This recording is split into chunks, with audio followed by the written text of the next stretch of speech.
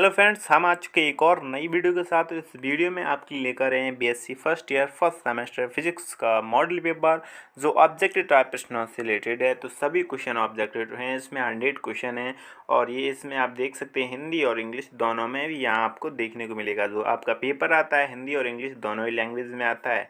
इसमें आप जिस लैंग्वेज में हिंदी या इंग्लिश में करना चाहते हैं तो उसमें कर सकते हैं। तो बहुत ही ज़्यादा इंपॉर्टेंट क्वेश्चन है, इसी प्रकार का आपके एग्जाम में आएगा, तो इसलिए इन प्रश्नों को देख लीजिए और आंसर यहाँ पे आपको खुद इनमें बताना है। जैसे कि पेपर आपके एग्जाम में आ जाता है तो आप किस प्रकार से कर पाएंगे, तो वहाँ इस प्रकार से एक पेपर में आपके लिए लेकर आया हूँ। तो देख लेते हैं प्रश्नों को, ओनली इसमें देखेंगे। तो क्या है कि पहला प्रश्न है कि क्षैतिज में 30 अंश कोण पर झुके हुए तल नत समतल पर एक ठोस गोला बिना फिसले ब्रह्मावस्था से लुढ़कना प्रारंभ करता है। इसका रेखी त्वरण कितना होगा, तो ये आपको ज्ञात करना है। इसका रेखी त्वरण कितना हो जाएगा, तो कुछ प्रश्न है जिसके आंसर मैं बता दूंगा, बाकी तो आपको सभी को देखने होंगे। ठीक, जैसे कि आगे बढ़ते हैं प्रश्न को, और इसका आंसर हो जाएगा आपको 5G/14, option number D answer हो जाएगा। इसके बाद अगला क्वेश्चन देखते हैं। क्वेश्चन नंबर दूसरा किस प्रकार से आएगा, किसी पिंड का जड़त्व आघूर्ण निर्भर नहीं करता है। तो किसी पिंड का जड़त्व आघूर्ण किस पर निर्भर नहीं करता, तो याद रखना कोणीय वेग पर निर्भर नहीं करता। ऑप्शन नंबर यहाँ पर सी सही हो जाएगा। इसके बाद अगला क्वेश्चन देख लेते। क्वेश्चन नंबर यहाँ 3 है।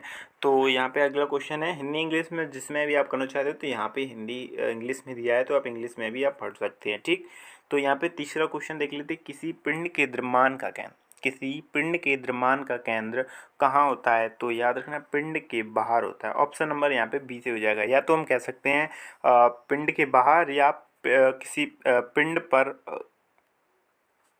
या हम ये कह सकते हैं कि पिंड के पृष्ठ पर हो सकता है। कहाँ पर, पिंड पिंड के पृष्ठ पर हो सकता है। ऑप्शन नंबर यहाँ पे आप ये चीज़ देखो, ऑप्शन नंबर यहाँ क्या है, पिंड के अंदर या बाहर, तो ये अंदर गलत हो गया ना।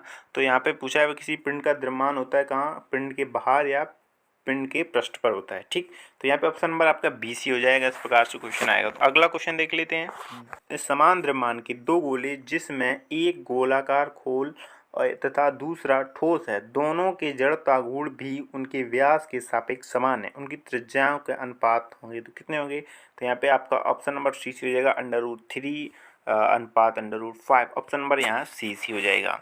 इसके बाद अगला क्वेश्चन देख लेते हैं। क्वेश्चन नंबर 5 की है कि एक वृत्ताकार रिंग बलाय डिस्क चकती या जिसे कह सकते हैं, ठीक, ठोस गोला और गोलाकार खोल के द्रव्यमान और त्रिज्या समान है।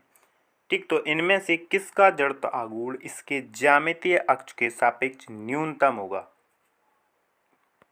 तो यहाँ पे न्यूनतम पूछा है, तो यहाँ पे ऑप्शन नंबर आपका बी सही हो जाएगा, ठोस गोला।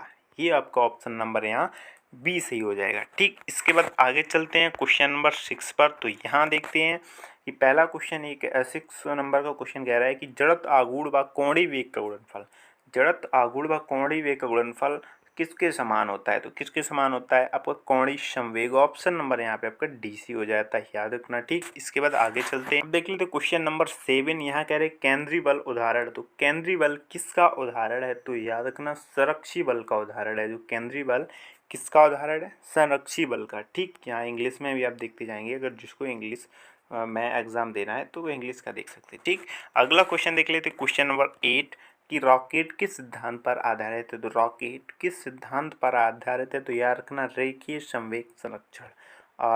रॉकेट जो कि सिद्धांत पर आधारित है, रेखीय संवेग संरक्षण। अभी बात करें कि बंदूक से गोली दागना, ये भी रेखीय संवेग संरक्षण पर आधारित है। तो याद रखना, चाहे गोली बंदूक से गोली दागना या रॉकेट किस सिद्धांत पर आधारित, रॉकेट चलाना, रॉकेट छोड़ना या बंदूक से गोली चलाना, तो ये दोनों एक ही चीज़ है, रेखीय संवेग संरक्षण। ठीक, आगे चलते हैं। क्वेश्चन नंबर 9 है कि यदि कणों के एक निकाय पर लगने वाला बल, यदि कणों के एक निकाय पर लगने वाला बल आघूर्ण 0 हो तो संरक्षित होने वाली भौतिक राशि कौन सी होगी, तो याद रखना कोणीय संवेग। ऑप्शन नंबर यहाँ ए सी हो जाएगा। इसके बाद आगे चलते हैं क्वेश्चन नंबर 10 की अपकेंद्र बल होता है, तो अपकेंद्र बल होता है आभासी बल। अपकेंद्र बल कैसा होता है, आभासी बल होता है। यहाँ पे ऑप्शन नंबर यहाँ बी सी हो जाएगा। ठीक, इसके बाद आगे आ जाते हैं क्वेश्चन नंबर 11 पर। यहाँ है कि जो ए आई जे इक्वल टू ए जे आई, तब एक की पावर आई जे होगा कितना होगा, तो ये जगह सममित टेंसर। ऑप्शन नंबर यहाँ पे आपका बी सी हो जाएगा। ठीक, आगे चलते हैं क्वेश्चन नंबर 12। यहाँ पे कह रहा है कि tensor A R Q B Q और बी टी एस के आंतरिक गुणनफल की रैंक क्या होगी। तो ये जो क्वेश्चन है इनके सबके आंसर आपको खुद बताना है। लगभग सभी क्वेश्चन में कुछ क्वेश्चनों के आंसर मैंने इसलिए बता दिए ताकि आपको देख सकें, लेकिन आगे सारे क्वेश्चन आपको ही सॉल्व करने हैं। लगभग एक आध क्वेश्चन और मैं बता दूंगा, क्योंकि जैसे कि पेपर आता है तो आप किस प्रकार से कितने नंबर का सॉल्व कर पा रहे हैं तो ये आपको देखना है। तो सारा क्वेश्चन आगे देख लेते किस प्रकार के आपके एग्जाम में क्वेश्चन आएंगे, तो उससे रिलेटेड आप उसमें पढ़ाई कर सकते हैं। ठीक, तो ऑब्जेक्टिव सभी क्वेश्चन है। तो अगला क्वेश्चन देख लेते क्वेश्चन नंबर 13। कितने स्वतंत्र घटक एन आयामी स्पेस में दो रैंक के प्रति सममित टेंसर में रहते हैं। तो ये हो गया अगला क्वेश्चन। इसके बाद नेक्स्ट क्वेश्चन देख लेते हैं। क्वेश्चन नंबर 14 है कि डेल्टा आई के और सिग्मा आई के एम का मान कितना होगा, तो यहाँ पे बताना है। तो इसका आंसर क्या हो जाएगा। ठीक, आगे चलते हैं। अगला जाता है हमारा क्वेश्चन नंबर 15। टेंसर आई ए के आई जे तथा बी के आई जे का गुणनफल किस प्रकार का टेंसर होगा। तो ये क्वेश्चन नंबर 15 हो गया। अगला क्वेश्चन देख लेते हैं question number 16। Kronecker delta J two I है तो क्या है, तो ये आपको बताना है। क्वेश्चन नंबर आपका आ गया 16। इसके बाद क्वेश्चन नंबर 17 आ गया 17। जड़त्व आघूर्ण है तो जड़त्व आघूर्ण कैसी राशि है ये आपको बताना है। ठीक, आगे चलते हैं। अगर क्वेश्चन आ जाए तो क्वेश्चन नंबर 18 यहाँ कह रहा है कि दो कंट्रोवेरिएंट सदिश का गुणनफल होगा तो किस प्रकार का होगा, इसमें देख लीजिए। ठीक, अगर इन सभी के आंसर आपको चाहिए तो टेलीग्राम को ज्वाइन कर लीजिए, वहाँ पे मैं आपको आंसर डाल सकता हूँ बाद में, लेकिन अभी मैं आपको क्वेश्चन यहाँ पे दिखाई दे रहा हूँ। ठीक, क्वेश्चन देख लेना है किस प्रकार से आपके एग्जाम में आएंगे। ठीक, आगे चलते हैं। अगला क्वेश्चन है तो क्वेश्चन नंबर 19। डेल्टा आई जी का मान क्या होगा, तो इसका आंसर बताना है। इसके बाद नेक्स्ट क्वेश्चन है तो क्वेश्चन नंबर 20। डेल्टा एक्स आई अपॉन डेल्टा एक्स जे का मान क्या होगा, तो ये हो गया। अगला क्वेश्चन देख लेते हैं क्वेश्चन नंबर 21। यहाँ कह रहा है कि आई जे डेल्टा जे आई का मान क्या होगा, तो यहाँ देख लेते हैं। यहाँ पे क्वेश्चन नंबर आपका 21 हो गया, ये ऑप्शन दिए हैं। इसके बाद नेक्स्ट क्वेश्चन नंबर 22। दो निर्धारित ए जे आई का मापांक तथा बी जे आई का मापांक का गुणनफल सी के आई के बराबर होगा यदि किस स्थिति में ये इक्वल होंगे, तो ये आपको बताना है। ठीक, इसके बाद आगे चलते हैं। यहाँ हमारा क्वेश्चन है तो क्वेश्चन नंबर 23। एक वर्ग इंडेक्स जो किसी राशि के ऊपर स्थित होता है क्या कहलाता है। ठीक, क्वेश्चन नंबर 23 हो गया। इसके बाद अगला question number 24। Delta I double आई का मान त्रिविमीय निकाय में होगा तो किस प्रकार का होगा। ठीक, आगे चलते हैं। Question number 25। एक बेलनाकार निर्देशांक में यदि z अक्ष लंबवत है तथा r कैप थीटा कैप और z कैप एकांक सदिश है तो इस स्थिति में क्या सही हो जाएगा ये आपको बताना है। ठीक, आगे चलते हैं। ये हमारा क्वेश्चन है तो क्वेश्चन नंबर 26। गोल ध्रुव निर्देशांक के लिए निम्न में कौन सही नहीं है, तो ये आपको बताना है कौन सही नहीं है। ठीक, नेक्स्ट क्वेश्चन नंबर 27। पृथ्वी है तो पृथ्वी कैसा है, इसका तो आंसर बहुत ही इजी सिंपल है। आपको क्या है, अजड़त्वीय फ्रेम, ऑप्शन नंबर यहाँ बी सी हो जाएगा। पृथ्वी से जुड़े सभी फ्रेम कैसे होते हैं, अजड़त्वीय फ्रेम होते हैं। ठीक, आगे चलते हैं। Question number 28। क्वेश्चन नंबर 28 आता है एक बंद सतह द्वारा कंछातरित घन कोण का मान उसके अंदर किसी बिंदु पर होगा, तो यहाँ क्वेश्चन नंबर 28 हो गया। ठीक, क्वेश्चन नंबर 29। क्या सही है, तो इसमें बताना है कौन सी इसमें सही है। क्या क्षेत्रफल आयतन का सदिश राशि है, क्षेत्रफल और आयतन अदिश राशि है, क्षेत्रफल और आयतन सदिश राशि है, क्या क्षेत्रफल और आयतन अदिश राशि है, क्या क्षेत्रफल अदिश और आयतन सदिश है, क्षेत्रफल अदिश और आयतन अदिश है, ये आपको कंडीशन बताएं। ठीक, आगे चलते हैं। क्वेश्चन नंबर 30 यहाँ बोल रहा है कि गोल ध्रुव निर्देशांक r, थीटा, फाई व्यक्त करते हैं, तो किस चीज़ को व्यक्त करते हैं ये आपको बताना है। आगे चलते हैं। Question number 31। यहाँ कह रहे हैं कि r इक्वल एक्स आई कैप प्लस फाइव वाई जी कैप प्लस जेड की कैप तथा डी आई वी आर का मान कितना होगा, तो यहाँ पे आपको बताना है। तो ऑप्शन नंबर क्वेश्चन नंबर 31 हो गया। ठीक, इसके बाद आगे चलते हैं। Question number 32। डाइवर्जेंस यानी D I V R cap का मान क्या होगा, तो यहाँ आपको बताना। आगे चलते हैं। 3 किस प्रमेय के अनुसार पर्याप्त अवतरित सदिश फील्ड को परनालिका एवं आघूर्ण की फील्ड के योग के रूप में व्यक्त किया जा सकता है। ठीक, ऑप्शन देख लीजिए। ये आगे चलते हैं क्वेश्चन नंबर 34।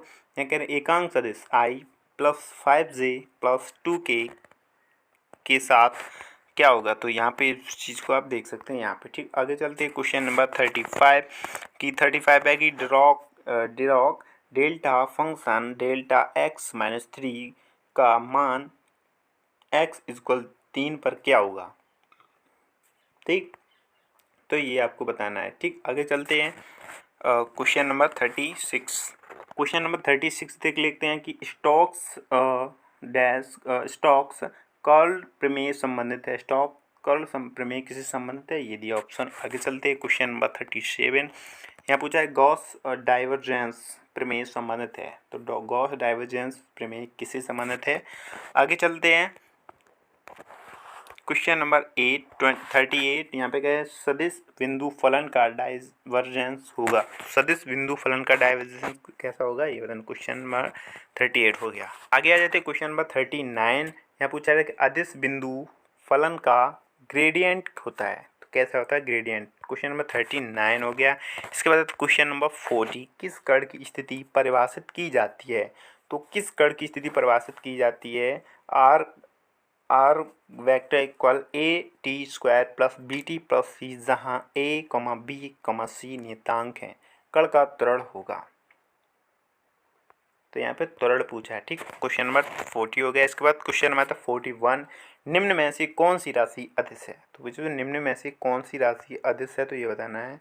तो यहाँ पे सारे ऑप्शन दिए, इनमें पूछा कौन सी राशि अदिश है। ठीक, आगे चलते हैं क्वेश्चन नंबर 42। यहाँ पूछा है ये जो सब इसमें मिक्सचर क्वेश्चन आते हैं, पूरी फिजिक्स से आपके आते हैं। ठीक, तो यहाँ पे मैथमेटिकल फिजिक्स भी होती है। तो यहाँ देख लेते क्वेश्चन नंबर 42। यहाँ पूछा है ए वेक्टर क्रॉस कोष्टक B vector cross C vector plus B vector cross कोष्टक C vector cross A vector plus C vector cross कोष्टक में A vector cross B vector का मान क्या होगा। तो ये आपका क्वेश्चन आ गया। ठीक, ये सारे क्वेश्चन है, किसी एक वीडियो में मैथमेटिकल फिजिक्स के सारे क्वेश्चन सॉल्व करा दूंगा, क्योंकि इनमें टाइम लगता है, थोड़ा मैथ से रिलेटेड होते हैं, तो उनमें सॉल्व करने में टाइम लगता है। ठीक, तो मैथ से रिलेटेड कुछ एक में वीडियो एक्स्ट्रा के लेकर आऊँगा, उसमें मैं आपको बता दूंगा। ठीक, आगे चलते हैं क्वेश्चन नंबर 43। दो सदिश ए वेक्टर और बी वेक्टर एक दूसरे से लंबवत हैं, यदि किस स्थिति में लंबवत हैं, तो ये चीज़ आपको देखना है। तो ये तो एक बहुत सिंपल है, मैथमेटिक्स रिलेटेड है, तो इसमें याद रखना ये कंडीशन होती है A vector dot B vector equal 0। तो याद रखना वो ए और वेक्टर बी वेक्टर एक दूसरे लंबवत होते हैं। तो ये जो एक कंडीशन होती है ना, याद रखना। ठीक, ऑप्शन नंबर यहाँ बी सी हो जाएगा। इसके बाद अगला क्वेश्चन है, तो क्वेश्चन नंबर 42, तिहरा सदिश गुणनफल। तिहरा सदिश गुणनफल ए वेक्टर क्रॉस कोष्टक में B vector cross C vector के बराबर क्या हो जाएगा। तो ऑप्शन नंबर यहाँ सी सी हो जाएगा। ये सारे मैथमेटिकल हैं, इसमें अभी सॉल्व करके नहीं बता सकता हूँ। ठीक, आगे वीडियो में मैं अवश्य ज़रूर बताऊँगा। ठीक, सॉल्व करके आगे चलते हैं क्वेश्चन नंबर 45। यहाँ पूछा है शून्य सदिश की दिशा।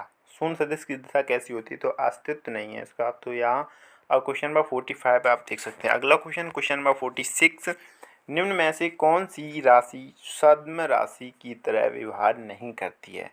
तो क्वेश्चन नंबर 46 हो गया। ठीक, अगला क्वेश्चन देख ले, तो क्वेश्चन नंबर 47, कोणीय संवेग व्यवहार करता है जैसे। कोणीय संवेग व्यवहार किस प्रकार से करता है वो आपको बताना है। आगे चलते क्वेश्चन नंबर 48, दो सदिश का बिंदु गुणनफल है। तो दो सदिश का बिंदु गुणनफल कैसा है, क्वेश्चन नंबर 48 होगा। क्वेश्चन नंबर 49, यदि यदि यदि वेक्टर यदि सदिश 2i प्लस जे माइनस 3k और 3i माइनस 12j प्लस सी के एक दूसरे से लंबवत हैं, तो सी का मान क्या होगा। तो अभी मैंने एक कंडीशन आपको बताई है कि जब दो वेक्टर दिए हों और वो एक दूसरे से लंबवत हों, तो मैंने अभी कंडीशन बताई थी। तो ए वेक्टर होगा dot B vector equal to 0 कर देना है। तो इन्हें जब आप सॉल्व करेंगे डॉट लगा के, तो इक्वल टू 0 करके सॉल्व कर देंगे, आपका आंसर आ जाएगा। ठीक, आगे चलते हैं क्वेश्चन नंबर 50। यहाँ पूछा है कि यदि A vector cross B vector का मापांक equal to A vector dot B vector comma A vector और बी वेक्टर के बीच कोण है, तो कितना कोण होगा, ये इसमें क्वेश्चन पूछा है। क्वेश्चन नंबर 50 हो गया। तो आज के लिए बस इतने ही क्वेश्चन लेके आए हैं, क्वेश्चन नंबर 50 तक, क्योंकि वीडियो बड़ी हो जाएगी। अगली वीडियो में सारे 50 से आपके क्वेश्चन 100 तक लेकर ज़रूर आऊँगा। तो ये आपके मॉडल पेपर से सारे रिलेटेड क्वेश्चन हैं, उनको भी मैं लगभग सॉल्व करने का प्रयास करूँगा। अगर हो सके तो मैं सॉल्व करके लाऊँगा। अगर वीडियो जल्दी लेकर आया तो मैं बिना सॉल्व करके लाऊँगा, बस ये दिखाने के लिए कि किस प्रकार के क्वेश्चन आपके एग्ज़ाम में आएंगे। और आपको भी प्रयास करना चाहिए, क्योंकि कोई भी क्वेश्चन आपको मिलता है आपके एग्ज़ाम रिलेटेड, तो उसका आंसर आपको सॉल्यूशन आना चाहिए। तो आपको पता होना चाहिए कि आपके एग्ज़ाम में आएगा तो आप किस प्रकार से इसका आंसर दे पाएंगे। तो ये इस प्रकार से मैं आपके लिए वीडियो लेकर आया था। तो ठीक है, आप ये वीडियो यहाँ तक आपको 50 क्वेश्चन तक है। अगर वीडियो पसंद आई तो वीडियो को लाइक ज़रूर कर दें और चैनल को सब्सक्राइब करना बिल्कुल भी मत भूलें, जो भी नए स्टूडेंट्स हैं, क्योंकि टॉपिक वाइज यहाँ क्वेश्चन में लेके आता रहता हूँ। तो फिर मिलते हैं नेक्स्ट वीडियो में, तब तक के लिए नमस्कार।